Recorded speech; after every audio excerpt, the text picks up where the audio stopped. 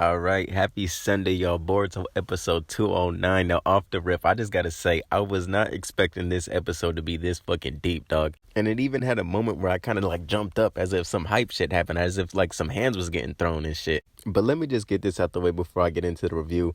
So there was two gay things I did while watching this episode. One, for whatever reason, I had to press pause. I had to try to look up my nigga Kawaki's birthday, if they even gave him one. Cause for it, I don't even know, dog. I tried to look up this nigga zodiac sign, no, and I ain't even that type of dude. But with the whole trying to hide my love for you, and I'm trying to play this tough dog, like don't look at me in the eyes, my nigga. I thought this nigga was a Taurus, bro. Like I don't even know. Pause. And I ain't even that nigga, bro. I ain't even that nigga. But for whatever reason, I had to look that shit up. Secondly, at the end of this episode, it came out my mouth, bro. I said, "Aw," because that shit, I don't even know. Like when he was like, "Yo, we could come back and visit Himawari. Don't even trip, dog." I think he would like that. I don't gotta be alone because we all know this nigga. He's seen himself in a dog. And as a fan, I'm glad we got an episode like this. There may be some in the audience who feel that this was unnecessary, but I do feel that this episode has a significance. And this is something I think Kawaki needed. There was other routes they could have took. We seen Boruto had invite Kawaki to train with him and Mitsuki, which I thought would be a cool type of episode too. But I think what the anime did with this is they made Kawaki's ties to the village more balanced. He's not just thugging it out with Team 7. He's also spending time with Himawari and shit. And this episode also showed small little details such as Hinata being excited to see that he's gone out the house and Himawari is with him. Another thing I want to add to this is I feel like this is the softest side we've ever experienced of Kawaki since he's been in the village, since he's actually been introduced as a character.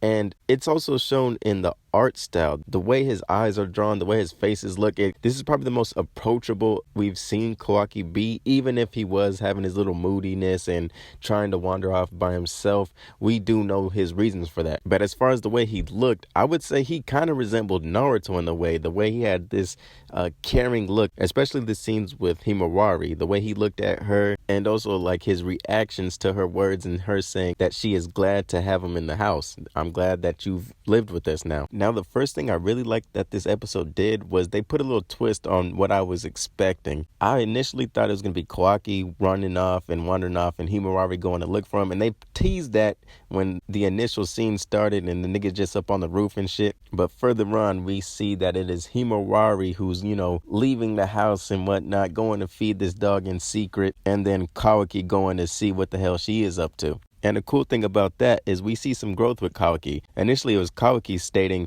this family is always in everyone's business, but now we see him kind of in Himawari's business. He's showing this interest in her. What are you up to, my nigga? Now, when we were first getting introduced to the whole dog thing, I was kind of thinking to myself, yo, how many times we gonna compare this nigga to a dog?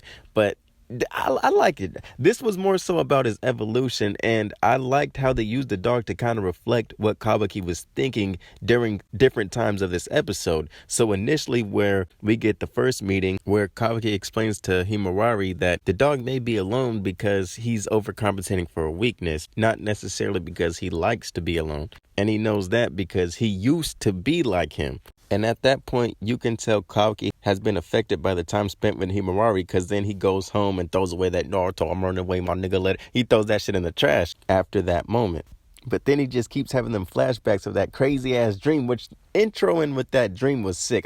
See, look, they found a way to make this slice of life episode just engaging. And if they keep doing this shit, bruh, we ain't even got to worry about the downtime during the whole time skip. And even though I ain't worried about it in the long run, I ain't even tripping, dog. Give me them episodes. I fuck with my nigga Boruto. But that's besides the point. The mixture of them dreams and then the dog finally just dying, which was crazy. Like, nigga, who thought the dog was gonna die in this episode? Seeing the previews from last week, we just like, nigga, we just gonna be kicking it. That nigga probably gonna fuck around and eat some more of that, whatever the fuck them fish shits with the chocolate and whatnot in it. He gonna be kicking it. But we see where Kawaki's mindset is in those moments and how he sees the dog dying as a sacrifice and whatnot and having to leave the village as a sacrifice to avoid a greater threat to Konoha. So it's like each instance we get a different piece of what Kawaki's thinking. I also thought it was refreshing to see Boruto involved in this episode. I think the last couple of anime exclusive episodes have been very Kawaki heavy, which is done purposefully. We had to get to know my nigga, but I'm glad he was still around. I mean, it is my nigga show, bro. Like, let's keep my nigga alive. And this week's MVP is Shikamaru because he's giving Kawaki that tough love. He's evolved as well.